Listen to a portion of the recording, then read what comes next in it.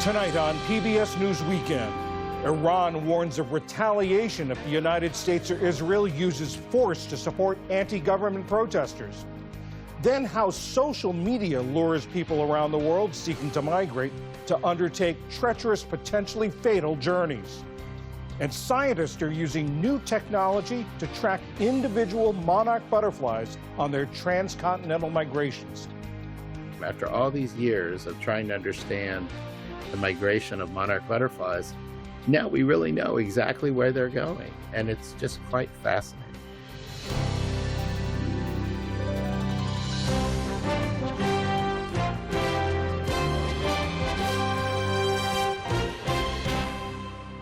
Major funding for PBS News Weekend has been provided by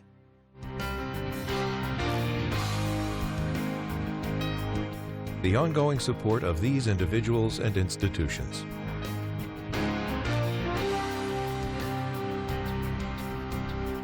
And friends of the NewsHour.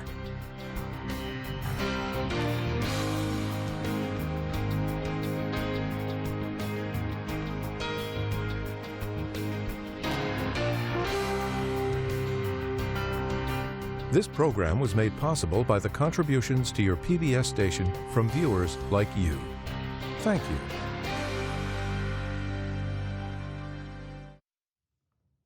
Good evening, I'm John Yang. As anti-government protests in Iran and the ruling regime's bloody crackdown on them both intensify, Tehran warned the United States to stay out of it. White House national security advisors are said to be weighing a broad range of potential responses, including direct military strikes, to present to President Trump, who says he stands ready to help the protesters. Today, the hardline Speaker of Iran's parliament said U.S. intervention could have dire consequences. And I have a message for the delusional American president. In order to avoid miscalculations, be aware that if you take action to attack Iran, both the occupied territories and all U.S. military centers, bases, and ships in the region will be considered legitimate targets by us. While numbers are hard to know with any certainty because Iran's internet and phone service are blocked, the Human Rights Watchdog Group told the Associated Press that more than 500 people have been killed and 10,000 detained. Iran's top prosecutor said rioters would be dealt with without leniency, mercy, or appeasement. Bob Weir, guitarist, songwriter, and founding member of the Grateful Dead, has died. Sugar magnolia, blossoms blooming, it's all empty and I don't care. Weir co-wrote one Grateful Dead classic, Sugar Magnolia, and sang lead vocals on another, Truckin'. His inventive timing on guitar helped define the group's sound, which became the soundtrack of 1960s counterculture. In a statement, Weir's family said he had beaten cancer but died as a result of underlying lung issues. Bob Weir was 78 years old. By some estimates, about 90% of all prescriptions in the United States are filled with generic drugs. Insurance companies encourage their use over brand name medications to reduce health care costs. The Food and Drug Administration says that all agency-approved generic drugs have the same high quality, strength, purity, and stability as brand name drugs. But a ProPublica investigation found that the FDA rarely tests the quality of generic drugs, many of them manufactured overseas. National reporter Debbie Zinziper of ProPublica was one of the authors of that investigation. Debbie, the FDA doesn't test these drugs, but you independently tested some of the most widely used generic drugs. What did you find? Yeah, we did, because the FDA isn't regularly testing drugs. And what we found in this testing is that there were certain versions of widely prescribed generic drugs that had concerning results because they didn't dissolve properly in the body. Have patients or other people expressed concerns about this in the past? Absolutely. And it's one of the reasons we did the testing in the first place. And that is because doctors, pharmacists, consumers, academic researchers, even the Department of Defense has raised concerns about the quality of some of our generic drugs. And despite all of that, the FDA does not have a regular testing program. The agency doesn't regularly test for quality and safety issues. Do they do that with brand name medications? No, I mean, the FDA publicly reports the names of the drugs that they test, including brand name drugs and over the counter drugs, but there's no regular testing program. They say they test based on risk. But what we found is that they're not regularly testing drugs coming in from some of the most troubled factories overseas. What's the FDA's rationale for this?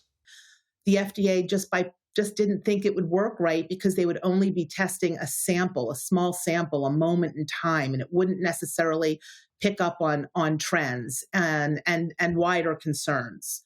But the Department of Defense is now testing 40 or so drugs because they are concerned about contaminants and other things that can go wrong. Not all generics are the same as brand name drugs, and doctors and patients have been saying that for years. Talk about what patients are saying. Have there been specific cases where people have said that the generic doesn't feel the same as the brand name, or that they wonder about the effects? Absolutely. And that's really what struck us as reporters, is how many people just turn to social media and say something's not right with this drug. One of the drugs we had tested was bupropion. It's an antidepressant. And so many people for so many years have been saying when they switch from the brand Wellbutrin to a generic, or from one version of a generic to another, they get all kinds of funny symptoms, or worse, they just feel the drug is ineffective. And doctors might say, well-meaning doctors who are busy might say, something's wrong with, it's just you, it's your body, or it's Mother Nature, or it's God, or it's bad luck. But it actually might be that drug, that version, doesn't work the same as the brand. And for too long, we haven't really been asking those questions. In addition to testing these generics yourself, or the ProPublica doing it, you've also created a tool where people can check what's in their medicine cabinets. Tell us about that. We really at ProPublica wanted to empower consumers to take control of their own health care by creating a tool. It's free. It's a lookup tool. It's called RX Inspector, where you can actually take the information on the labels of your pill bottle, stick it in this tool, figure out where your drugs were made, the factory that made it, and whether that factory has ever been in trouble with the FDA for substandard manufacturing practices. And where do people go to get this tool? Right on ProPublica's website. We're free. It's called RX Inspector. And I think it's important to note that even if you find something, a bad inspection for a factory that makes your drug, it doesn't necessarily mean that your generic is unsafe and that you should stop taking the drug, right? I mean, you should always talk to your healthcare provider. But we really felt like this was information that had never been made public before, not by the FDA and not by the drug makers themselves. And so we spent many, many months putting this tool together for consumers. Debbie Sinziper of ProPublica, thank you very much. Thank you for having me. Still to come on PBS News Weekend, how social media can affect people on the move around the globe, and new technology that's helping scientists better understand monarch butterflies. This is PBS News Weekend from the David M. Rubenstein studio at WETA in Washington, home of the PBS NewsHour, weeknights on PBS. Many people use social media to document the things we most enjoy in our lives: vacations, gourmet meals, or even the latest TikTok dance. But it can also be used to influence people who want to seek better lives, often through dangerous journeys that can have tragic results. This report was produced by the students in the Global Reporting Program at the University of British Columbia and is narrated by Andrea Crossan. These people are celebrating making it to Europe, celebrating the end of a long journey and they hope the beginning of new lives. And for many, the first thing they do is reach for their phones to share their life-changing news on apps like TikTok, Instagram, and Facebook. Yes, like people talk about it on social media like Facebook and all that. People are also on TikTok because it's what a lot of people use now. 24-year-old Sana de Silva is an amateur soccer player who lives on the Spanish Canary island of El Hierro. He saw videos like these when he was living in Senegal, hoping to someday make his way to Spain. There are people on the journey who take video and show people that this path is fine and that they're not afraid, that no, it's not very dangerous, that any person can take this route. But what he discovered was very different. The videos rarely show the reality of the journey on these overloaded, barely seaworthy boats where urine and diesel fuel slosh around passengers' feet and violence is common. When Sana da Silva made his decision to climb aboard, he had no idea he was embarking on what the UN calls one of the most dangerous and deadliest migration routes in the world. For him, it turned into a week-long nightmare. I was throwing up. Everything I ate, I threw up. In the last 3 days, I didn't get up from where I sat. I slept there. I spent the night there because I had a bucket that had everything in it. I did not stand up for 3 days. Da Silva's boat was eventually spotted by the Spanish Coast Guard and towed into La Restinga, the main port on the island of El Hierro. The small island is popular with divers, but it's not a beach destination. It's the most southwesterly in the Canary Islands archipelago and is exposed to the powerful Atlantic waves. In 2025, nearly 18,000 migrants like Da Silva arrived on the Canary Islands, mostly from West Africa. El Hierro receives more people every year than the island's entire population. Alexis Ramos is with the Red Cross and says most who arrive here are lucky to have survived the journey. When we see it on TV, it might seem like a moment of calm or even of joy for the immigrants, but that's not the reality, because many people are coming on a single boat. Many of them don't know how to swim. If at any moment the boat were to capsize, we would be facing a very serious problem. It's estimated that last year alone, around 2,000 people went missing or died in the Atlantic while trying to reach Spain. The seas are rough and boats can run out of fuel or veer off course, says El Hierro official Elpidio Armas. We're talking about people who have been found on the American coast mummified. Yes, if they drift off course and don't find El Hierro, they end up in South America. The videos posted on social media focus on the dream of seeking a better life, but they're also used to organize illegal efforts to cross borders en masse. In 2024, a group of migrants used Facebook to organize a mass rush of the border between Morocco and the Spanish enclave of Ceuta. Then, at the set time, thousands of people ran towards the heavily guarded, barbed wire-topped fence, and many managed to force their way into Europe. But this is a dangerous gamble. Often border rushes end in fatalities, and organizers are apprehended by authorities. Smugglers also use social media to find customers. UC Berkeley law professor Katerina Linos, an expert on migration, told us smugglers have learned how to leverage these platforms better than many official organizations. What we see is like a mode of transport, the names of key ports written in Arabic script as well as the English script, and a $ indicating how much they should expect to pay for each stage. So the information that smugglers provide is not necessarily accurate, but it is far more comprehensible than the information international organizations and governments provide. She told us that smugglers are also well practiced in convincing reluctant passengers to take a chance. And then there's a smuggler who will tell you, look, I've done this journey myself. I'm part of your community, and I decided to help the community. I will help you get a haircut to look Western. I will help you with all of the transition points. You will pay me some amount now and some amount at the end. Take the risk.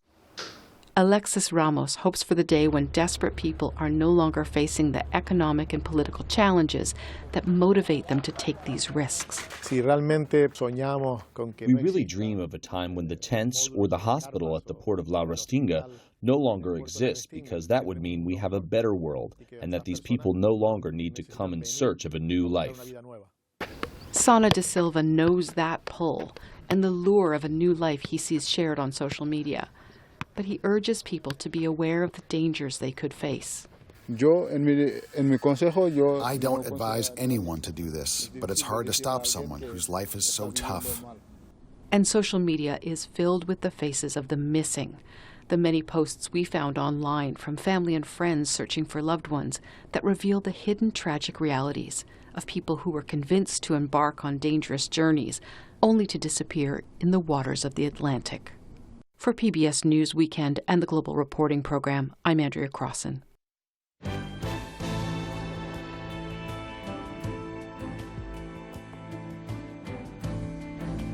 Monarch butterflies make one of the most extraordinary migrations in the natural world, often traveling thousands of miles across North America.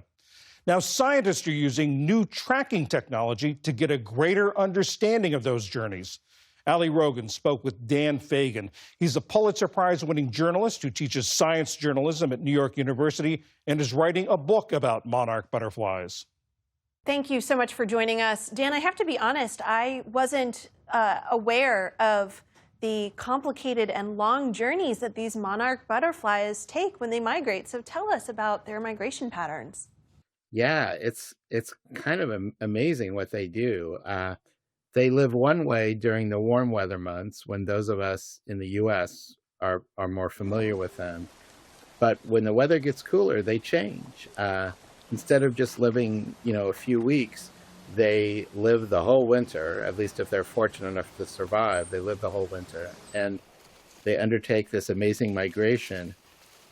For monarchs in the eastern U.S., they go to Mexico. And for monarchs in the west of the Rockies, they go to the California coast. And they go there because they are very weather sensitive. They can't survive if it's too cold or if it's too hot. So they have found these havens where they can safely overwinter, and that's what they do every year. And you've written about these new tiny sensors that scientists have created to be able to track individual butterflies. How does this work? It's really an amazing development. I mean, people have been using paper tags and sticker tags on monarch butterflies for a very long time, 80 years. You can see where the monarch started and where the monarch ended, but you have no idea where they went in between, which is sort of like trying to read a book with only reading the first and the last page. But now, thanks to this new technology developed by a startup company called Cellular Tracking Technologies, they create radio tags, and they've now figured out how to miniaturize these radio tags so they're small enough that even a butterfly can handle it. And so now, for the very first time, after all these years of trying to understand the migration of monarch butterflies, now we really know exactly where they're going. And it's just quite fascinating. Yeah, to build on your book analogy, now that we know what's happening in the middle of the story, what have we learned? We knew that monarchs are affected by weather, but we didn't really realize until we have these new tracks just how far off course they get blown when the wind is blowing the wrong way or it's a rainstorm. They can be blown hundreds of miles off course. Yet the amazing thing is their navigational adaptations. They have two different compasses, one that works when the sun is shining and one that works when it's not. And those compasses are so accurate that even after being blown far off course, many of them anyway can recover and head back down in the correct southwesterly direction all the way to Mexico.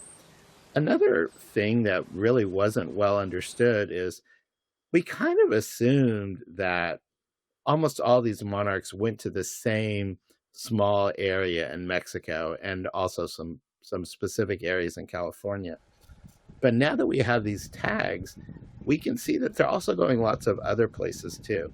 And it suggests that maybe the monarch is going to be more resilient to climate change and all these other problems that it's facing than we had feared. Monarch populations have been declining. What are some of the factors that are leading to that, and why should we be concerned about what's happening? Monarchs need to find just the right narrow temperature range to survive in the winter and also in the summer too. And climate change is changing temperatures, it's changing their habitat, making it harder for them to find the nectar plants that they need. The second thing you asked me was why we should care, and that's a really interesting question, because what monarchs really are is just gorgeous. They're beautiful, and they do fascinating things. And it would it would be just incredibly sad to lose the migration, which is just such an amazing natural phenomenon, really not duplicated anywhere else in the natural world. And truly, the fact that they're gorgeous is quite enough. Dan Fagan, writing a book about this. Thank you so much. It's a pleasure to be with you. Finally tonight, some news about us. As you may know, this is the last broadcast of PBS News Weekend, at least for the foreseeable future. PBS canceled the show due to the loss of federal funding for public media. We're grateful that you've chosen us over the years as the place to get news on Saturdays and Sundays. Tonight on PBS News Weekend, we've brought you breaking news. Months of escalating tensions between Israelis and Palestinians have erupted into a firestorm. It began as a routine scene. Take a look at what happened. President Biden says he's dropping out of the presidential race and endorsing Vice President Kamala Harris to be his party's nominee. On the scene reports from around the world.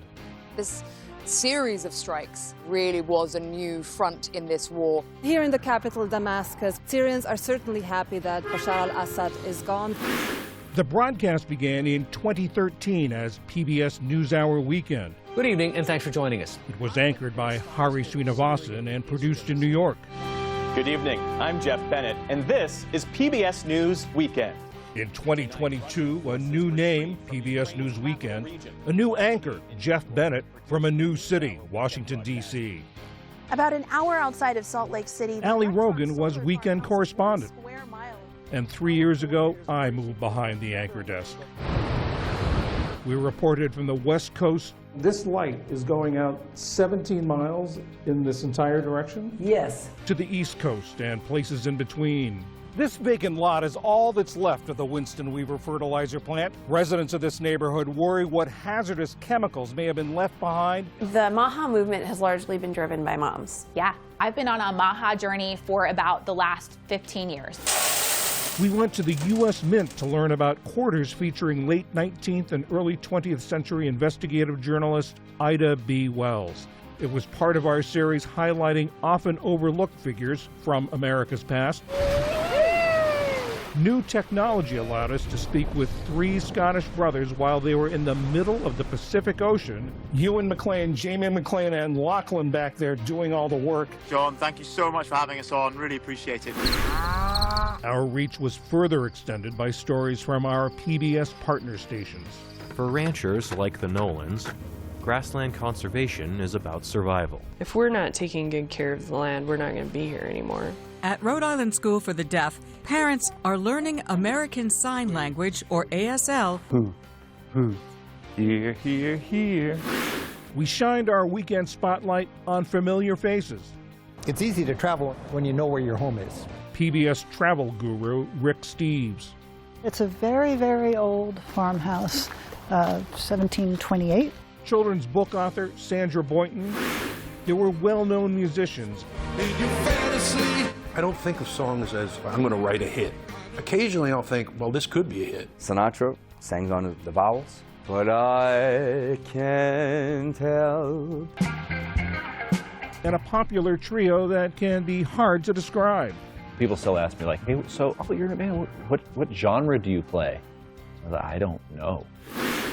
There were also new, fresh faces like 14-year-old Heyman Bekele, who came up with a soap that fights skin cancer. My main goal here was not only to fight against skin cancer, but to find a more affordable and accessible approach to it. 9-year-old Molly Sampson, who found a prehistoric fossil that was the envy of experts. It would have been a 50-foot shark. He said it was a find of a lifetime. We covered the quirky. It's called a shrimp rave. Everything old is new again. Any news about typewriters is good news about typewriters. We dealt with serious issues like family estrangement. A little heart achy that I don't have a mom for some of these like big events and holidays and whatnot. But it's not like I want her there. It's like I want who I wanted as a mom there. With our series Unequal Treatment, we devoted time to women's health issues. We know that 70 to 80% of all women will be diagnosed with uterine fibroids by the age that they're 50. And our series, Saving Species, brought attention to some of the world's most vulnerable creatures.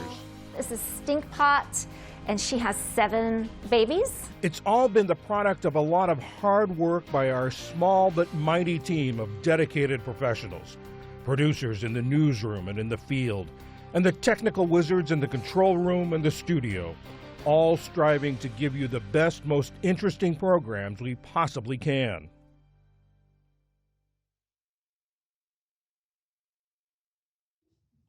Starting next week, new programs will be in this time slot.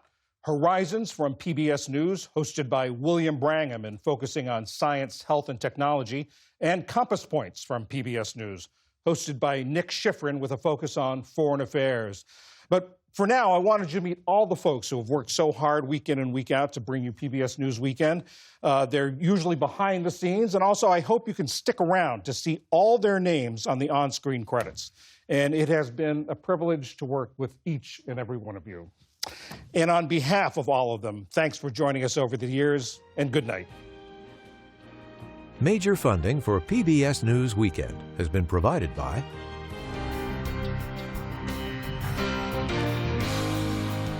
the ongoing support of these individuals and institutions.